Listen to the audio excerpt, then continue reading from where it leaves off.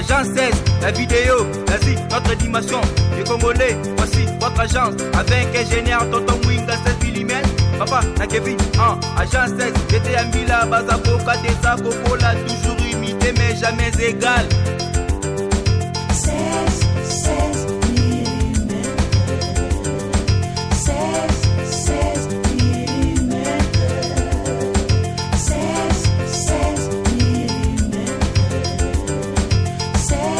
16 mm.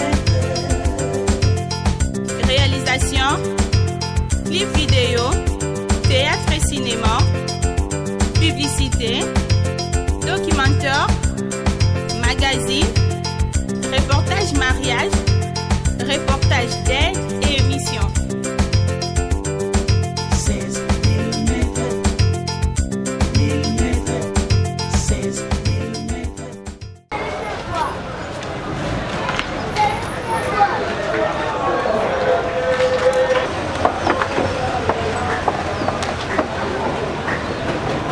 Monsieur l'autorité morale.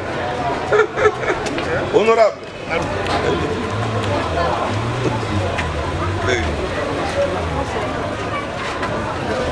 Apossem toujours.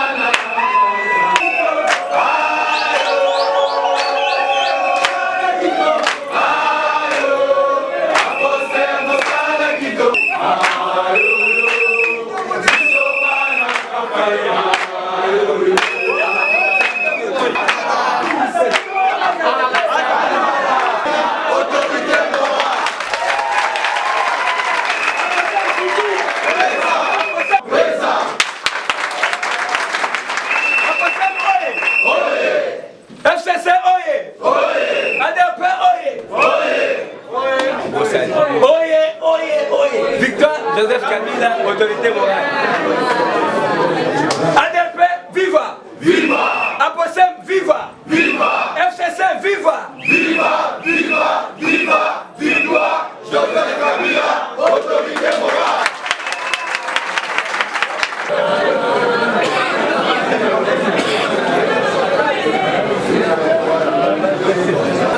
Apossem toujours! Apossem toujours!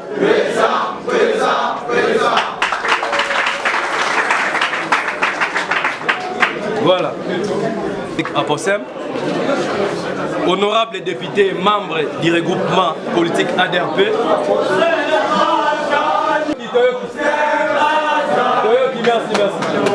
merci beaucoup.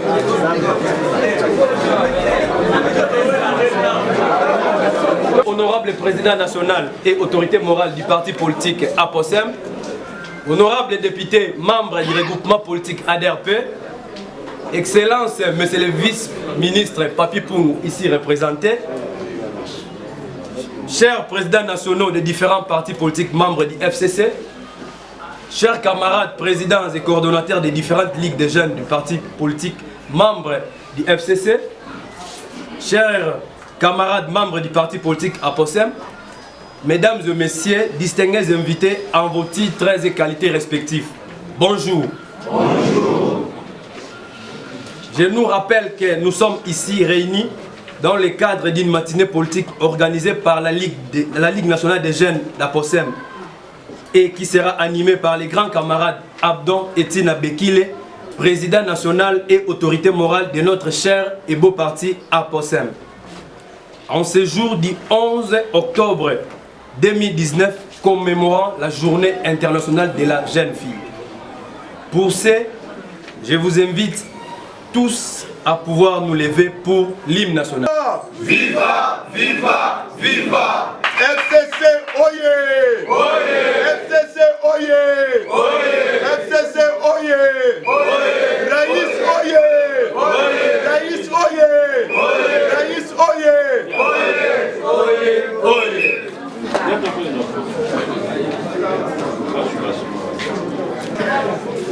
Visionnaire de notre parti, l'honorable député Abdan et Tina Bekile Ipon,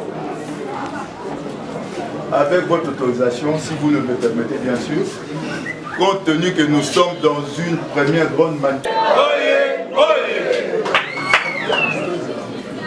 Liboso ya kobanda mate na biso ya tongo, tozali na esengo, na kati na biso ya koyamba, bandeko, bakonzi, na biso bazali awa, yamwana na kotanga moko na moko tokobete ya bango maboko pe tokosenga na bango batelema po toboyeba bango malamu.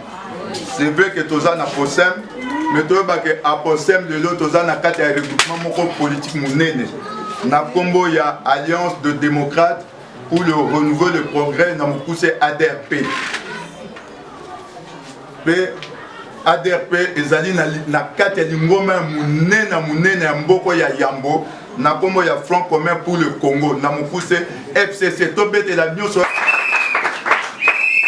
na kobanda pour présenter biso moko azali vice-président national ya ADRP pe président national ya parti social démocrate.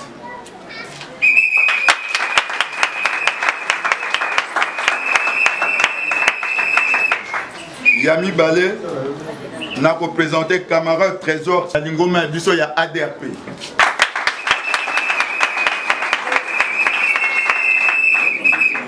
Yami Sato n'a représenté Bino honorable ADRP.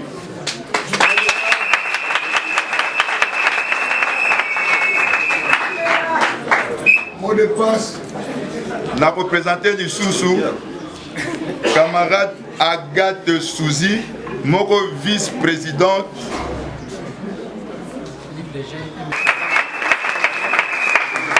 Mingi, adjointe, pe membre ya bureau politique na biso ya ADRP, pe présidente nationale ya mouvement du 17 mai.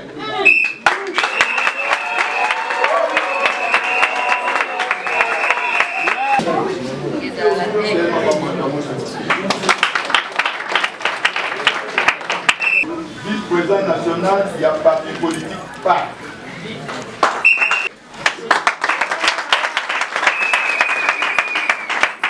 N'a représenté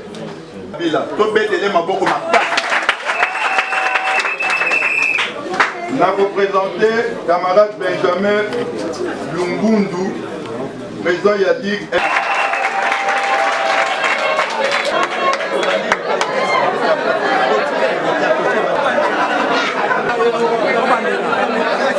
Yali Mboka ezali asali situation Mboka pe mpe na yango azwi makanisi na lolenga ye moko mpona kocontribue na amélioration ya condition ya vie ya biso bacongolais. Na mokuse vision ya biso ya POSEM elobi ete problème motu eza kotungisa biso bacongolais oyo lelo memi biso na bizela ya mabe oyo toyebi ezali problème ya nzala, pauvreté extrême, yango ne bandaki ne bandeli tokokaki kokanga yango te memi esui biso koti na makila lelo yo comme si biso neti banyama lelo bongo makanisi na biso oyo ezalaki anormal ekomi normal oyo ezalaki exception comme règle générale. Alors na POSEM tolobi solo mpona koaméliorer situation wana esengeli bakonzi ya mboka créer d'emploi, bakonzi ya mboka industrialiser le pays, bakonzi ya mboka bakotisa kimia na domaine ya ndenge na ndenge po te mwana mboka nyonso a se retrouver. Mais na biso na POSEM tolobi boy libumu oyo ezalaka polele eyokaka te liloba lioko te na lopoto babi le ventre affamé na point. Viva, viva, viva. Président Nanga a POSEM toujours façon qu'on répondra au vibrer place aux amis. Bon yo. A POSEM toujours. Présent. ASP. A POSEM toujours. Présent. A POSEM toujours. Présent. Présent. Députés nationaux du FCC. Excellences, mesdames, messieurs les ministres, ici représentés. Camarades présidents nationaux des ligues de jeunes de différents partis politiques membres du FCC. Vous allez m'excuser. Camarades présidents nationaux des partis politiques du regroupement ADRP. Chers collègues présidents nationaux et coordonnateurs des ligues de jeunes des partis membres du FCC.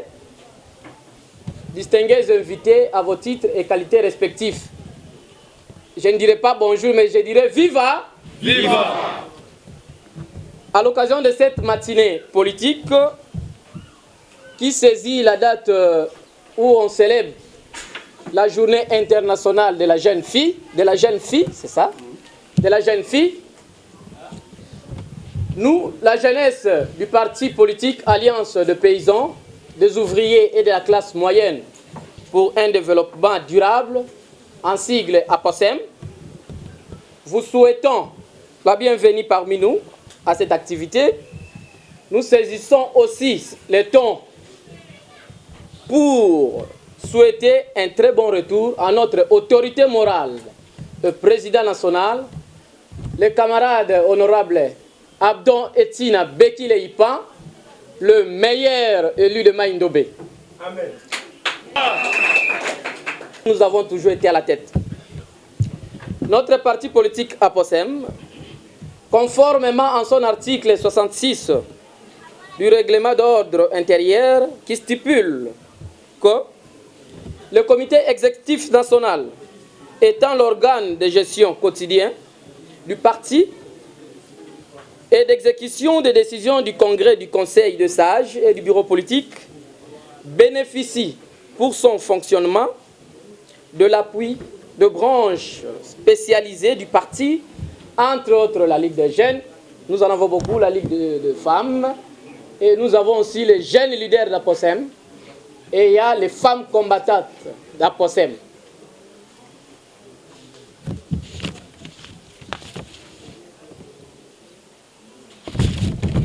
Compte tenu de notre vision innovante, basée sur deux axes, à savoir, je vais vous parler de notre vision qui est, premier axe, la lutte contre le sous-développement économique. Le deuxième axe, nous tenons à la reconversion de mentalité, dont l'essentiel, la lutte contre le sous-développement économique, notre base primaire. Pour la reconversion de mentalité que fait la référence le président de la République, Félix Antoine Tshilombo, notre Ligue des jeunes joue un rôle essentiel pour le devenir radieux de notre pays. En effet, la jeunesse congolaise actuelle est victime des antivaleurs sociales décriées et se sent à juste titre abandonnée, si pas mal encadrée. En cela, l'Alliance de paysans, des ouvriers et de la classe moyenne pour un développement durable, notre cher beau parti APOSEM, en sigle, constitue un non-lieu de prise de conscience pour le modèle ou le remodeler la jeunesse congolaise en lui inculquant de creux où s'affrontent des pistes de propositions pour recréer un climat social congolais sain, pour permettre désormais à la jeunesse congolaise de participer et contribuer au développement intégral et durable de notre pays, plus haut que le subir les conséquences néfastes engendrées par de vieilles et mauvaises habitudes ancrées dans nos mœurs des décennies durant. C'est pourquoi, cher Président, autorité morale, maire élu de Maïndombe, de Muntu, honorable député ici présent, camarades modérateurs du FCC ici représentés,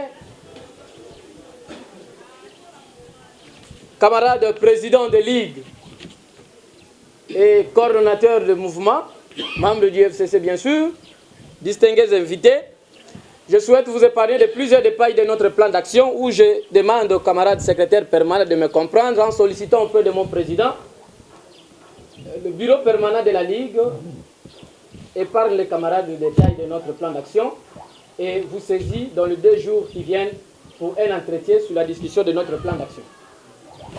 Je n'aimerais pas dire le mot de conclusion, mais je souhaite dire ce qui suit. Joseph Kabila, viva! Viva! Abdou Etienne Aposem, viva! Viva! Robota ADRP, viva! Viva! M17, viva! Viva! DPLC, viva! Viva! FCC, viva! Viva! MSR, viva! Viva! RP, viva! Viva! Autorité morale, Joseph Kabila Kabange, viva! Viva! J'ai fini pour dire Aposem toujours! Présent! Aposem toujours! Présent! Aposem toujours! Présent! Présent! Oyez! FCC, oyez! Oyez! Oyez! Oyez! Joseph Kabila.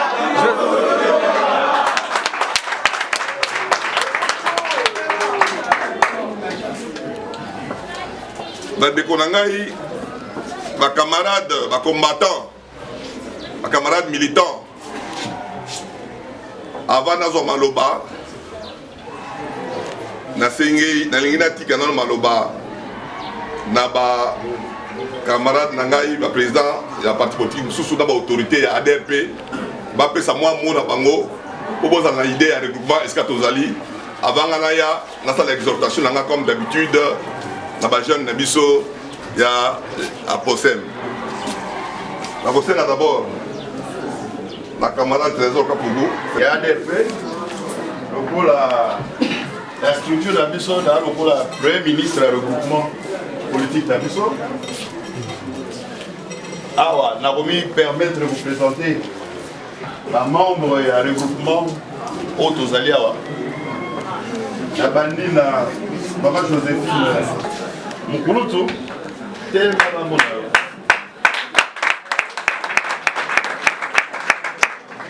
parce que na ADRP tozali na président 3 vice-présidents première vice-présidente ezali mwasi azali raté aza retenu pour la charge d'Ayaza Nango. Actuellement azali vice-gouverneur ya Lualaba maman Fifi. Et deuxième vice-président Fifi Masuka, je pense que vous voyez bien. Aza vice-gouverneur il y a Richard Mouyej dans Koloti. Deuxième vice-président Azali absent, il est retenu un peu dans la charge politique. Monsieur Jeanne Seroufouli et le gouvernement Odé Kobima Azalaki ministre et affaires sociales, et développement rural et tout ça. Volume. Volume et Goya, ceux qui viennent au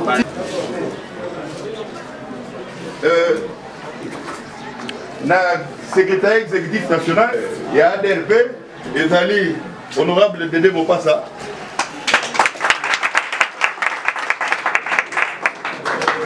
Alors, ministre de l'Intérieur, parce qu'il y a en charge.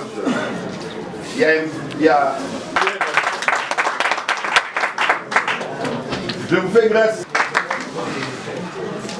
Après élection, élection, Abdon et Tina, homme de plus. Ça qui 1% on a été sur les. Mais Bisso, les Titosa, n'a pas député.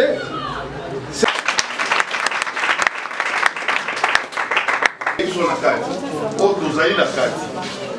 Et là on a vu ça en néné. Ils ont député là-dessus. Et c'est ce qui détermine la valeur d'un regroupement politique. Il y a une grande famille politique FCC, où il y a la majorité parlementaire. Les lois de la République démocratique du Congo, pendant ce mandat, Tozali, 4e force politique, après PPRD, après AFDC, AAD, oui, AFDC, AAD et AADC. ADRP. Donc, nous sommes allés 4e force politique. Qu'est-ce qui fait que tous à la 4e force politique? C'est simplement parce que tous qui va député pour les cas, le regroupement politique, nous sommes unions. Nous allons plus de près de 15 regroupements politiques, 18 regroupements politiques, dans 4 il y a FCC. Et nombre d'amis sur les lots, sur le plan national, dans 4 il y a Parlement, nous allons à 23 députés nationaux. Voilà. Ce qui fait que, à tout union sur la élection, les regroupements politiques comme un parti politique, en ordre, Bisso Zali, 4e la FCC, mais la coalition FCC cash, vous allez plus ou moins, je pense, 7e ou 8e. 7e ou 8e. Donc, tu as parmi les 10 regroupements politiques, regroupements et formations politiques de la République démocratique du Congo, les lots sur la scène politique, tu as parmi les 10 premiers. Donc rien ne peut se faire sans notre point de vue sur le plan politique pour l'avenir. Il y a Mboka Labiso. Au-delà, les députés, Tommy Contentin, les députés nationaux. Au-delà, les députés nationaux, sur l'ensemble de la République, vous allez là plus ou moins 25 députés provinciaux disséminés dans différentes provinces. Ce qui fait que, avec le nombre par-ci par-là, ADRP est capable de vous produire un gouverneur de province à travers la République sur les 26 provinces. ADRP est la province Moko, où il y a dirigé, et la province il y a Haute-Ouélé. ADRP a 3 vice-gouverneurs sur l'ensemble de la République démocratique du Congo, c'est-à-dire na Haute-Ouélé, qui gouverneur, on a vice-gouverneur, parce que c'est qui ticket unique ADRP, c'est qui est quelque chose d'exceptionnel. Mais aussi, tu as la vice-gouverneur na Lualaba, et puis tu as la vice-gouverneur na Maïndon. Au-delà, il y a gouverneur et vice-gouverneur, tu as la président assemblée provinciale na Nord Kivu, et puis tu as les ministres provinciaux par-ci par-là dans les provinces. Alors, puisque les alliés, on a une idée pour envoyer la valeur politique na bino. Qu'est-ce qu'on est venu faire? Les alliés jeunesse Montou, et bien les alliés biso. Et comme nous avons le devoir, il y a pour encadrer, pour accompagner biso. Et nous disons un grand merci à président Aposem qui a voulu que les manifestations éthiques là strictement Aposem et associé à Aposem dans le groupement d'ailleurs. Et par là, nous avons posé, c'est sûr, vous me posez une question, qu'est-ce que ADRP comme regroupement politique d'Abino? Oye! Oye! Ligue des jeunes, oyez. Oyez! Ligue des jeunes, oyez. Oyez! Oyez! Oyez! Merci pour la parole et merci pour le mot de bienvenue. Nandenge boyambi biso awa tano esengo makasi ya koleka. Surtout que initiative outil na jeunesse. Quand le secrétaire général s'est étalé, il a parlé, et c'est difficile na ko sala sinon na koleka na même discours. Mais nazo luka moi ba bisika mike atika moi ba vide na meka ko compléter pour to sangisa discours ya secrétaire général ou un discours unique où ils ont engagé M. Nyoso en tant qu'ADRP. Mais je vais rappeler une chose que jeunesse est ma tata. Parce qu'il n'y a pas longtemps, il y a un jeune PKK. Mais les lobos bengani ngai. Mais sur base de quoi? C'est pour dire que hier, aujourd'hui et demain, ça reste la vie. Et la vie, il faut se responsabiliser. Et il faut bien prendre cela. Et c'est quelle vie maintenant là que nous vous appelons à gérer maintenant, c'est la vie politique. Mais les vie politique, ils ont nini, ils ont gagné. Bah oui, Sabino na baninga basali 50 ans, net bandekolanga ya palu. Bamsou basali soki 40 ans, bandekolanga ya IDPS. Bamsou basali soki combien? Soki pouvoir exaté. Na misusu ba combattant ba jeune, ba combattant ba vieux, ba combattant ba vieillard. Politique a pe silinini elengi.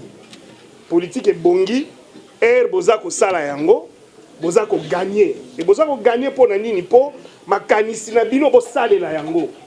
Parce que tina ya politique yango wana ko gagner pouvoir pour makanisi na bino bo komisango ba action. Alors biso na DRP nous avons un lisanga FCC, un leader héros vivant, le Raïs Joseph Kabila, oyo bino lelo bozana obligation ya kozwa mater na ye pour kota na moko na kati ya Congo. Vous savez qu'on a été diabolisé, ce qui nous a amené à l'échec. Tokolobela yango peut-être na ba séance mususu. Il faut examiner échec na biso ya présidentiel. Oui, pour bien comprendre, il y a beaucoup de gens dit. Le côté est mingi dans la balabala. Mais là, je rends hommage à la présidente Tshisekedi qui, dans l'un de ses discours en lobby, cause à la présidente, ils ont massé quitté. Biso zaki musika, to kanisa ko gérer ça na ngongo banali pas. Mais les autres monique eza makambu mususu, yango mona balobaka président de la République, babakisa eloko mo babakisa nini? Chef de l'État, c'est une autre dimension. Donc, ça m'a sécurité tout le monde a kaka non parce qu'on est des cousins, on est des frères, tout le monde a beaucoup. Il y a des réalités internes, il y a des réalités externes, il y a des réalités internationales, il y a des réalités que toi et moi, aujourd'hui là, il faut examiner yango pour le côté la politique, tu es bakusunga yango. Parce que d'une manière générale, les alliés, l'ingomba mouké, ne sungaka population mobimba. Parce que les pouvoirs sont aujourd'hui aux 500 députés, 100 et quelques sénateurs, ministres, basata 2% de la population en Congo. Mais c'est eux qui doivent décider. Et la carte de décision, la mécanisme, la biso, bon, le parti politique est un complément. Dieu merci qu'on se retrouve avec vous. La carte, il y a ADRP, c'est-à-dire, nous sommes prôner, ouvrier prôner, bisona autres prôner, ensemble et ça un plan d'action, il y a moderniser, il y a changer vraiment Mboka. Alors, si nous sommes ba député et belé pour nous sa poids politique et ça pour nani, pour que voix na biso makanisa biso salé. Les lomoni IDP ses pouvoir, mais ba koki ko exprimer 100% penser na bangote parce que bazana majorité na parlement té. Si vous êtes obligé à vous sangisa makanisi na bango na makanisi ya raïs. Oyo to bani na croissance to bani na banda 2001 oyo to za ko kende nango na makanisi ya peuple d'abord état de droit pour comprendre que biso pe to za kana nzela nini ya ko sala ke état de droit ezala population pe za na makoki na. Donc vous avez une grande responsabilité. Éviter, encore éviter, par regroupement, il y a des jeunes, pour une manipulation de part et d'autre. Pas pour nous, parce que vous aussi, les politiques peuvent s'organiser pour manipuler les jeunes, comme aussi les jeunes peuvent se regrouper pour manipuler les politiques. Sinon, on va tourner en rond. Mais il y a des responsabilités qu'on doit prendre. Et ça va continuer ainsi. De temps en temps, vous se partager. Les gens à FCC, il faut renforcer cela. Et renforcer surtout la mission ADRP. Parce que vous savez que tous les ADRP, mais nous sommes des concurrents aussi dans la ADRP. Mais les concurrence politique, dans la alliance politique, c'est la meilleure. Il faut vivre ces choses-là. Il y a que l'essentiel de la base, c'est relié. Donc, au nom de ces seuils, alors, chaque groupe doit se battre à l'interne, mais ensemble, il faut avoir la stratégie d'ensemble pour qu'il y ait ADRP et que les Liboso. Notre prière est que demain, tout le monde a transformation, mon aîné Salima, que tout le monde a l'iloko moko, autre ben na oka kanini, ADRP. On a des prières dans le sommet. ADRP, oye!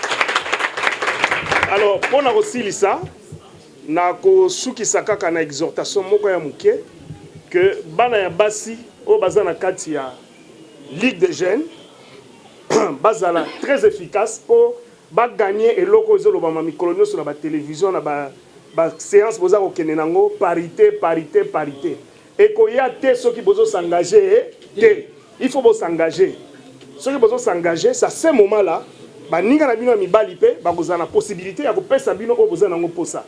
Et ensemble, tu vas cheminer pour te respecter parité et qui a DP et à la fière à Goloba Ketala. Bon, moi déjà niveau ministre, tu as un ministre à Mibali, les cas qui déjà tient la signature, liste zona pour l'équilibre. Et bah tiens moi aussi la place à Mibali. Donc pour Goloba l'équilibre, il faut déjà te mériter en haut. Na cadre de n'engue salango, bino ba kolo pouvoir. Les choses bon ça là, na ba matata o zaza, mais lobby, l'être comme ça, c'est vous. Et vous permettre bino bon engagé soit bino moko parce que na mona bozana chance belé que ceux qui mando et si bozana bino sur ba gente bana ba chande na tata la bino pour na zena ka boya pas quelque temps donc na mikoleza ko ya boza ko sauter boza ko kene mo musika donc politique eza très bien eza nde makambo dozana ngo responsabilité mais na linga ki tek na suki ça sans que na rappeler loko moko po boyeba eza na tina na yango ya koyeba que les gens qui gèrent le parti baza ba pamba pamba te. Le secrétaire général qui vous a parlé tout à l'heure, c'est comme on a dit, un ministre honoraire de la République et c'est un gouverneur honoraire de la République. Peut-être vous voyez Bakité.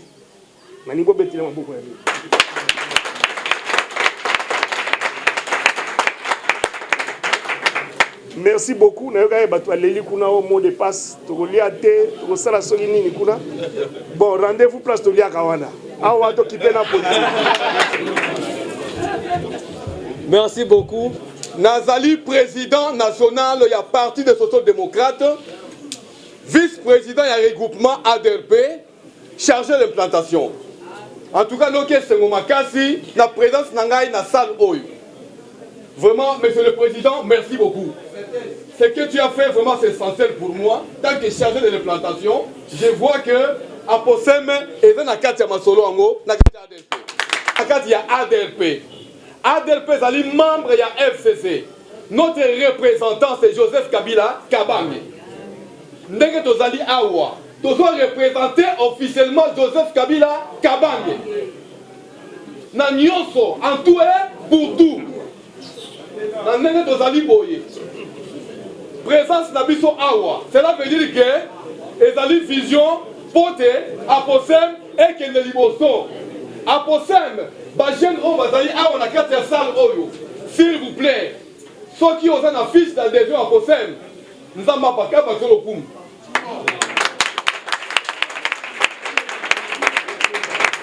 Vous faites par tous les moyens. Vous sommes la carte à Possem. Parce que dans les partis, il y a Batomayele. Et donc, la Kisage, Moussala est dans la carte à Possem, et dans la carte à Makila, il y a Moutou, il y a la carte à Sika. Ceux qui ont confiance à Possem, mais les citoyens.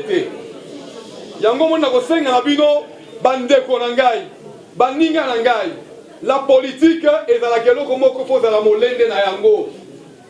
Ce que vous avez mon frère, je crois bien qu'on peut atteindre les objectifs.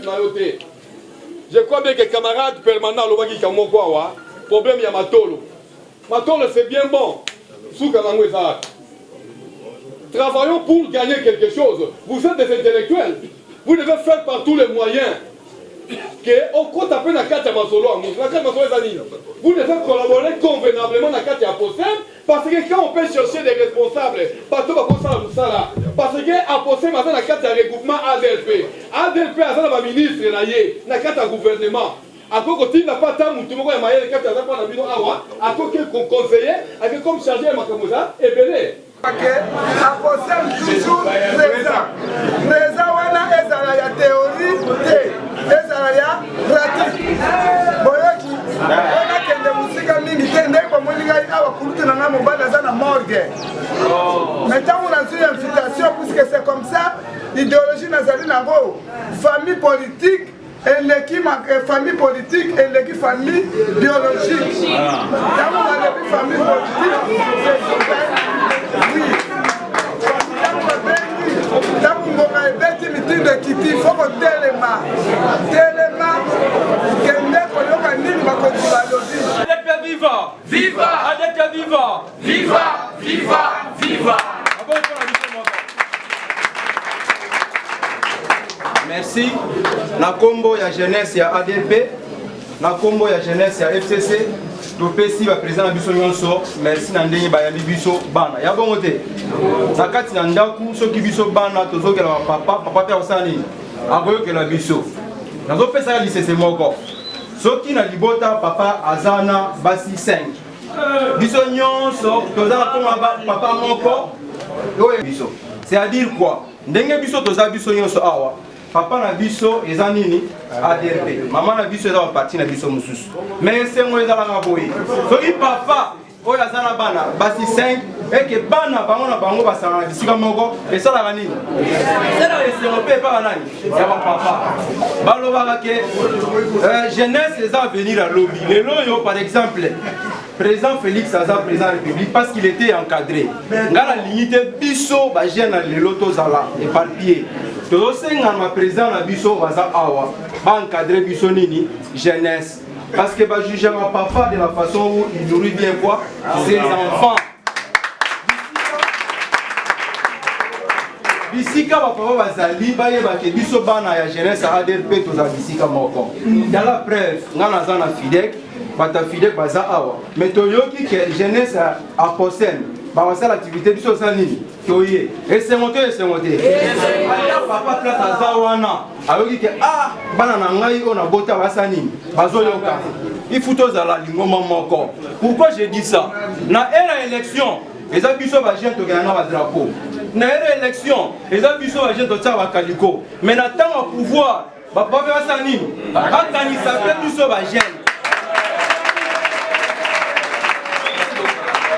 soki toza mal encadré mwana osala nini bisika bakei yoka Jésus Christ azalaki na ekulusu bamiyibi bayebisi ye ntango okende kosala nini kobosana biso te biso mpe toyebisi bapapa na biso e biso bana na bana kosala nini toyokanaka bisika bokende mpe bosala nini bobosana biso bana Camarade secrétaire exécutif du regroupement ADP, très chers camarades du parti politique, chers camarades présidents de Ligue des jeunes et mouvements associatifs, distingués invités à vos titres et qualités respectifs. Au nom du camarade modérateur de la jeunesse du Front commun pour le Congo, son Excellence, Papi Pungu Lwamba, au nom des camarades de la jeunesse et au mien propre, nous voudrions nous acquitter d'un devoir, celui de vous saluer et vous remercier pour l'invitation nous adresser. Viva! Viva! Viva! Viva! Viva! Viva! Viva! FCC Oye! Oye! FCC Oye! Oye! FCC Oye! Oye! Oye! Oye! Victoire Joseph Kabila, autorité morale!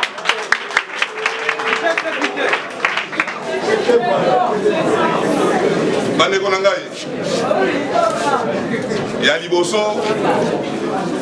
napesi bino merci mingi nakosenga Aposem oye Aposem oye Abdo Esina, autorité morale. Bona ba oyo bayebi bobayina mbelo bobayina mbelo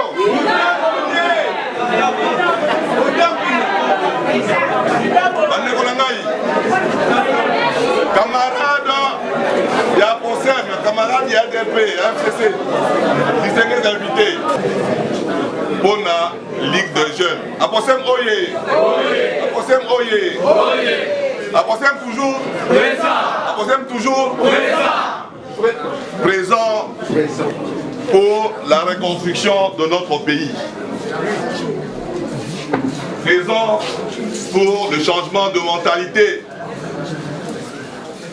Présent pour se ranger en ordre de bataille en vue du développement de notre pays. Les amis, il y a 3 ans que nous avons la politique. Binonde pour la politique. Bon, les moutons, parce que nous avons na lingaka ko vivre na partout ezali likabunda mape sangai les Moutou Aposem oye bao bayebi partout parce que na tambola je vis avec les gens na participera toujours na œuvre pour le développement iska nazali tant na lobina que nous ça côté mboka ngai na koli na bandala mais na koli un peu partout. Parce que dans la province, surtout dans la mutation, dans la papa, dans le diplôme d'État, dans la poto, dans la zongi, la mutation est continuée. Donc, nous avons à Sala, à Tchanga, les Kabumoko, Boye, à Kolingaba, à Napa. Des villes dans les aboyés, pas de Konangaï, pas de Sabinote. Nous avons que Sori n'a pas fille. Sans pour autant, pour ça, il y a un peu de Baninga Moussou, vie dans les Natines à mon côté.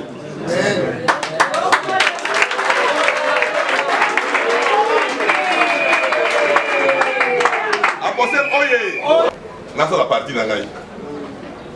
Ndete na nasa la partie nini. Vocation nangai zali na voko vocation nangai a partie nangai et aux temps épelé. Boyebi division nangai politique, boyebi vocation nangai. Boyebi devise nangai zali la richesse dans le labeur. C'est-à-dire que na moto kinayo né au Kolia. Et je suis de ceux là qui pensent que il faut pas subir la vie. Il faut mener la vie. Il faut donner à ta vie la famille, la famille, chez moi ça n'existe pas.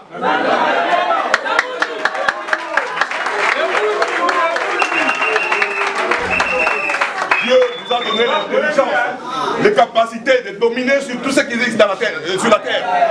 Pourquoi ne pas en profiter? Amen. Je suis contre le fainéant. Les gens qui subissent la vie, qui croient c'est bras. Je fais pas ça. Ma vision est d'inciter les jeunes gens que vous êtes de travailler durement, de profiter de vos capacités. Vous savez, je me dis que il y a toujours la complémentarité entre nous. Tes faiblesses sont peut-être le point fort chez moi et que mes faiblesses sont le point fort chez toi. Nous devons nous mettre ensemble, se compléter. Ailleurs, Baninga Bazalaka, intérêt de Bosso Zali, intérêt à partir de Bango, intérêt à Moga Nabango. Et Bissoawa, intérêt individuel. Yamutu Namutu.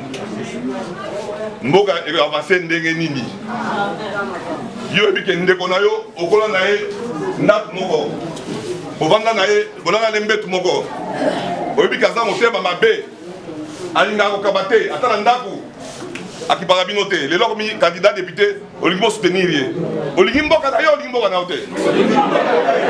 Fallait que la moutali bossa qu'on dénonçait, on a au sein de Sambo Kate. Rien n'est donné sans sacrifice. Rien n'est acquis sans sacrifice. Il faut avoir la notion, il y a ça la sacrifice pour gagner.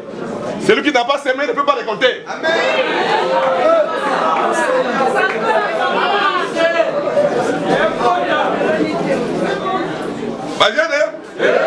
Au fond de la mémoire.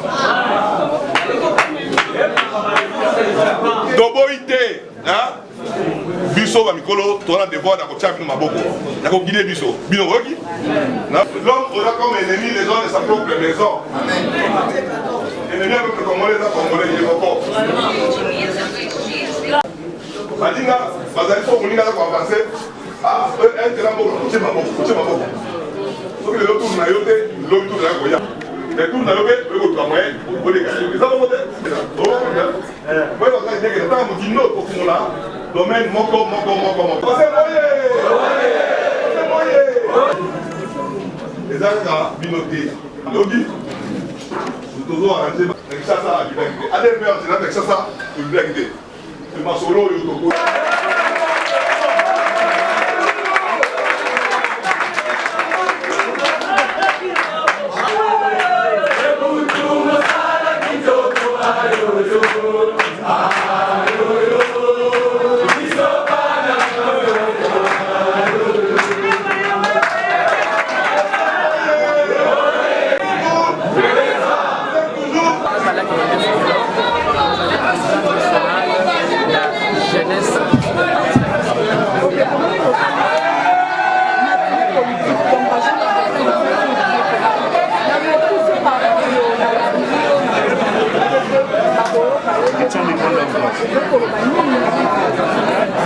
La manifestation elle est là dans le jeunesse.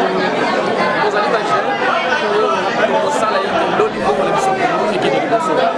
Oyi te lobby to sala ba oyi ba ko to bisa mo ba biso il faut que yango moni biso jeunesse ya procès to sama na ke bengi président ya parti de biso honorable Abdon oyi animé matinée à lelo na ko laksa ba jeune lolenge ya mutambo lolenge nini ya considérer na kati ya milieu politique jeunesse azali politique ya mutambo la papa la kosenga bango kolelaka lelaka mais jeunesse aza moto oyo esengeli avandi ya réfléchir atali ndenge nini akoki kotombola mboka na ye lobi makanisi ya malamu kotyango na esika eloko bani na ntina ete makanisi wana lobi mboka na biso ekumama ekende liboso na makanisi azali secrétaire permanent na kati ya ligue des jeunes de parti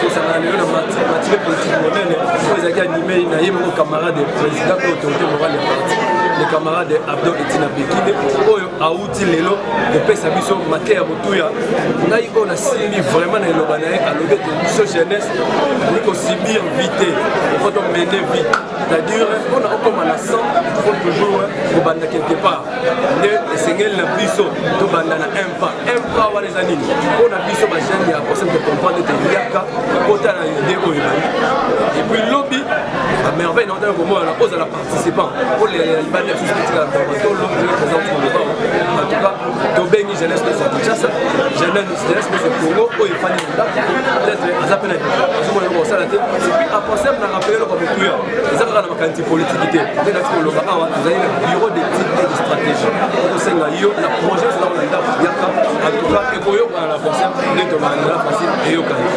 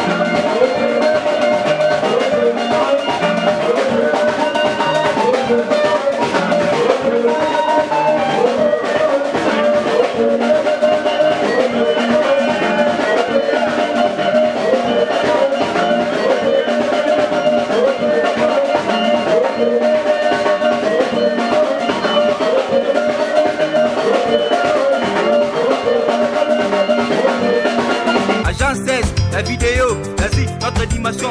Les Congolais, voici votre agence. Avec ingénieur Tonton Mwinga, 7 mm. Papa, na Kevin, agent 16, j'étais à Mila, Bazako, Katesa, Kokola, toujours imité mais jamais égal. 16 millimètres. 16 millimètres.